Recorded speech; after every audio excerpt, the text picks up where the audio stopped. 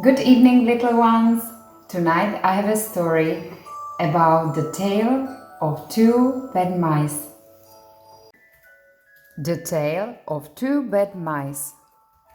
Once upon a time, there was a very beautiful doll's house. It was red brick with white windows, and it had real muslin curtains and a front door and chimney. It belonged to two dolls called Lucinda and Jane. At least it belonged to Lucinda, but she never ordered meals. Jane was the cook, but she never did any cooking, because the dinner had been bought ready-made in a box full of shavings. There were two red lobsters and ham, a fish, a pudding, and some pears and oranges. They would not come off the plates, but they were extremely beautiful. One morning, Lucinda and Jane had gone out for a drive in the doll's perambulator. There was no one in the nursery, and it was very quiet. Presently, there was a little scuffling, scratching noise in a corner near the fireplace, where there was a hole under the skirting board. Tom Thumb put out his head for a moment and then popped in again. Tom Thumb was a mouse. A minute afterwards, Hunca Munca, his wife, put her head out too, and when she saw that there were no one in the nursery, she ventured out on the oilcloth under the coal box. The doll's house stood at the other side of the fireplace. Tom Thumb and Hunca Munca went cautiously across the hearthrug. They pushed the front door. It was not fast. Tom Thumb and Hunca Munca went upstairs and peeped into the dining room. Then they squeaked with joy. Such a lovely dinner was laid out upon the table. There were tin spoons and lead knives and forks and two dolly chairs, all so convenient. Tom Thumb set to work at once to carve the ham. It was a beautiful, shiny yellow streak with red. The knife crumbled up and hurt him. He put his finger in his mouth. "It's not boiled enough. It is hard." "You have a try, Hunca Munca." Hunca Munca stood up in her chair and chopped at the ham with another lead knife. "It's as hard as the hams at the cheesemonger's," said Hunca Munca. The ham broke off the plate with a jerk and rolled under the table. "Let it alone," said Tom Thumb. "Give me some fish, Hunca Munca." Hunca Munca tried every tin spoon in turn. The fish was glued to the dish. Then Tom Thumb lost his temper. He put the ham in the middle of the floor and hit it with the tongs and with the shovel. Bang, bang, smash, smash. The ham flew all into pieces, for underneath the shiny paint it was made of nothing but plaster.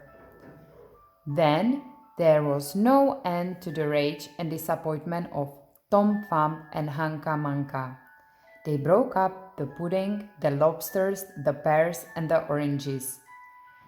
As the fish would not come off the plate, they put it in the red-hot crinkly paper fire in the kitchen, but it would not burn either.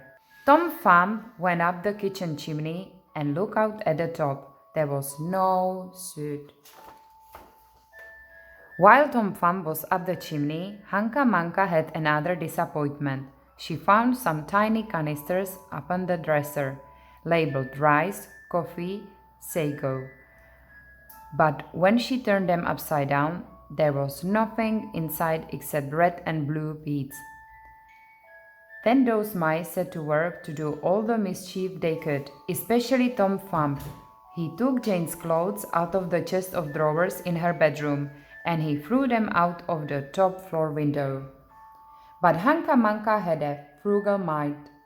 After pulling half the feathers out of Lucinda's bolster, she remembered that she herself was in want of feather bed. With Tom Thumb's assistance, she carried the bolster downstairs and across the hearth rug. It was difficult to squeeze the bolster into the mouse hole. but they managed somehow. Then Hunca Munca went back and fetched a chair, a bookcase, a birdcage, and several small odds and ends. The bookcase and the birdcage refused to go into the mouse hole. Hunca Munca left them behind the coal box and went to fetch a cradle. Hunca Munca was just returning with another chair when suddenly there was a noise of talking outside upon the landing. The mice rushed back to their hole and the dolls came into the nursery. What a sight met the eyes of Jane and Lucinda! Lucinda sat upon the upset kitchen stove and stared, and Jane leaned against the kitchen dresser and smiled. But neither of them made any remark. The bookcase and the birdcage were rescued from under the coal box.